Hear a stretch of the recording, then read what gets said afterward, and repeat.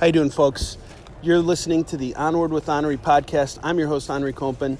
I am on the showroom floor of San Diego Comic-Con, sitting next to a comic book legend, Jamie Newbold, author of Forensic Comicologist, and he is going to tell us a little bit about who he is and what his book's about. So, Jamie, welcome to the show. Thank you for being here today. Thank you, Henri. And I just wanted to kick this off by asking you how you got started in comic book collecting. My father, he induced it. He loved escapism when he was young, and he brought me into the fold. That was at the age of 7. I'm 62 now, and I've always been a fan of comic books. So, as someone who has been around this your whole life, you've seen this industry start from nothing to growing into a $1 billion industry. What has been some of the most? What was the point when you kind of realized, okay, I can not only love this, but I can also make money doing it? I worked for a comic book store in San Diego in 1975, and a buddy of mine who worked there got me the job. It was labor, but I also understood that you could make money. But Comic-Con, San Diego's Comic-Con, was 5 years old at that point, and any of us who were interested in comic books went there, and it was so easy to get in, so easy to put a couple of boxes together. It was inexpensive to get a table and sit there and sell, very informal. Then it became a lifestyle. So the convention's really the spark that made this thing explode and taught me how to sell stuff. We set the store up based on the Comic-Con floor plan we had a decade or two ago. So this, and might I also mention to our audience that I've been setting up with you at Comic-Con for the last 7 years. I can actually sell my work at this show because you lease out some space to me. And so this, basically what you're telling me is this is exactly what Comic-Con looked like back in 1975, like back in the day. Like this is the kind of layout. The booth is sort of a microcosm. Back then, nobody really had wall displays, and you set some space up on the table to put your best books, then you put them under plastic to keep the thieves away. But if you sit around the dealer's room as we are right now here at San Diego Comic-Con 2018, you see booths with lots and lots of boxes full of comics, and outside of some more sophisticated hardware and software, it's the same. Right. Same. Although there aren't as many guys my age, a lot of these guys got started 10 years, 12 years after I did. So an old salt like me doesn't have a lot of doesn't see a lot of San Diego connections around. Yeah, right. And you actually opened your store at a period when the industry was essentially like, struggling to survive. And what was that like? I mean, that must have been like a pretty daunting experience, like to just wake up one morning and say, okay, I'm going to open up my own shop at a period when, people are barely able to, or people are not buying comics. Well, the Marvel's bankruptcy and other factors within the new comic book publishing industry, we opened up a store without a dime in the account with no intention of selling new comics, and we did not for a year and a half. But comic books find a high watermark on their own. And eventually, we started seeing a drive into our store for new stuff. And that means that we had come on board just when it was beginning to pick up. We weren't there 4 years before when it all tanked and stores had closed all over the place. So we had no bitter lessons to get back from or to learn. We've already seen what everybody else did wrong. And what's interesting, kind of going off on that, so there's still stores closing today.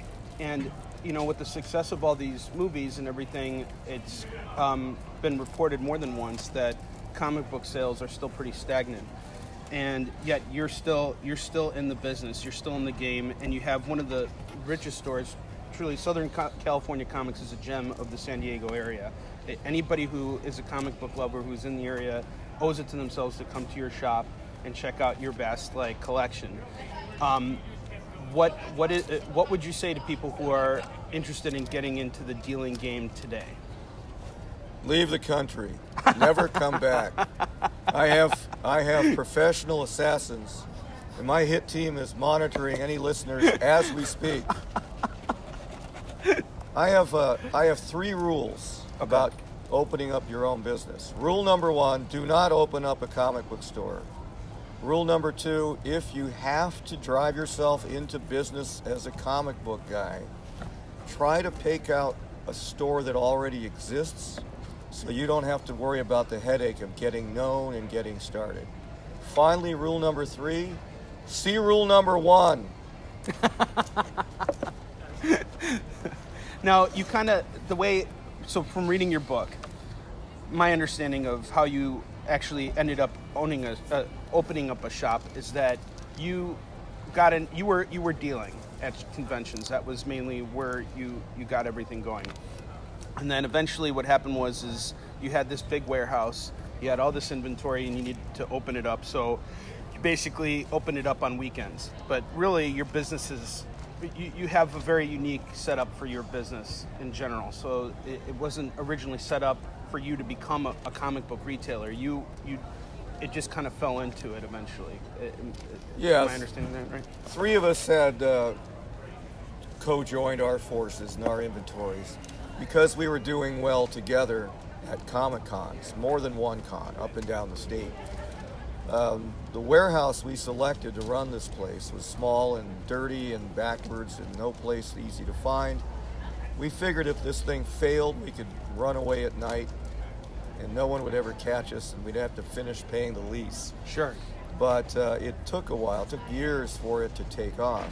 Staying in a warehouse where the rent is 1/3 of a shopping center may have seemed a strange move to a lot of people who didn't understand that concept, but it has worked.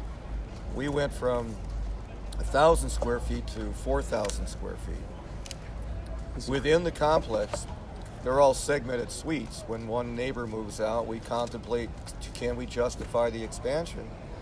But the rent's cheap, about $1 a foot. So at $950 addition for a 950 square foot suite, if I wanted a shopping center, you're looking at $12,000. I'm paying $4,000.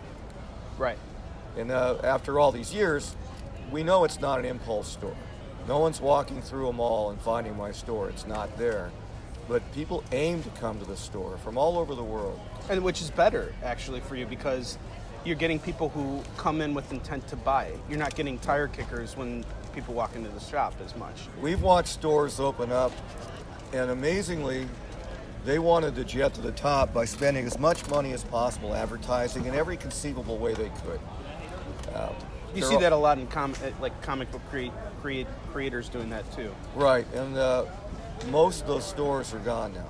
Right. Within 6 years, they had no money. They literally leveraged everything and paid off on credit cards they couldn't afford, and they're gone. So what you're saying is you built this slow and steady. You didn't just start throwing money around left and right. You weren't looking to make like a store that smells fresh and has new painting and everything. And I noticed that walking into your shop. It's it's a rundown location, but it has comics, and it's like the reason why I call it a gem is because there aren't many shops like that anymore. Like those kind of shops have, for the most part, closed down. The dealers have basically taken their businesses online. Well, the building is maybe 50 years old, but it's an industrial complex. It's in a commercial part of town. Kearny Mesa is a very busy, very popular area. More importantly for us, again, the rent was the right price. It was close to my house. It's central to San Diego, and it's central to 2 major freeway systems, three major freeway systems. So these are the attractive qualities.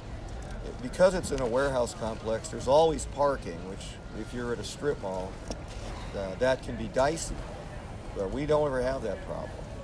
People know where we are, they find us, they come in, and we never had to blow a lot of money on worthless full-page comic book ads or on Yelp ads or anything streaming or any banner or anything. None of it.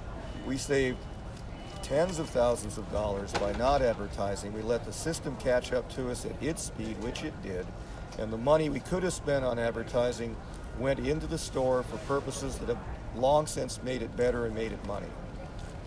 Now, I want to transition over to the forensic comicologist, because you are the identifier of the forensic comicologist. Essentially, it is your alter ego. Your book talks about ways for collectors to heighten their skills when they're buying books so that they can protect themselves from scams and things like that. And I was wondering if you could kind of give us an introduction to what forensic comicology is, what kinds of things you look for when you're buying stuff, what kinds of things you've seen, and tell us a little bit about your history as a San Diego police officer. I went on the job in 1980. I got injured in 96, injured again in 97.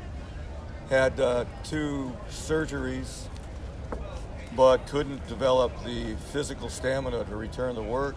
Hanging out with my buddies doing cons, we decided that we could probably attract more collections if we were a magnet for people around San Diego who want to sell off their stuff. That was the prime reason why we opened up the business, was to re-up collections. Secondarily was to have a way for people to come buy stuff from us outside of the few cons in San Diego. But all of us had jobs, so that meant somebody would have to man the store on Saturdays and Sundays. However, we never got there. I never went back to work. I took the load on myself and just started buying back issues, and that's where the money is for us. New comics are too, they're too wobbly for me. You just can't trust the customers. You can't trust the product that it's going to be consistent. How back issues turned into the lion's nest it is now, it's just got a lot to do with the physical nature of collecting. People want those old books. They want to handle them.